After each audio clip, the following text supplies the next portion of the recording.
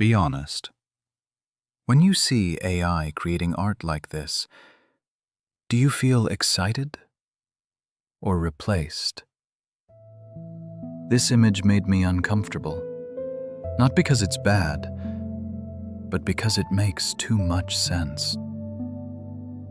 A lot of people are quietly afraid of this. Writers, artists, designers, even people who don't call themselves creative.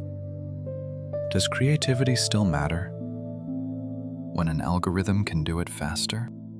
Most people think AI just copies, mixes old things together. But that's not the full story. When human intention collides with machine logic, something strange happens.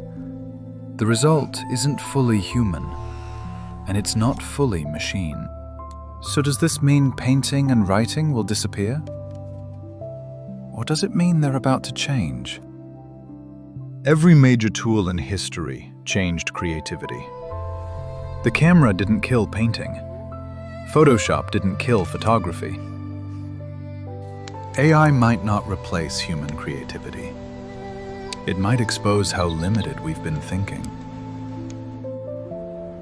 Maybe there's no final answer. But the questions matter more than ever.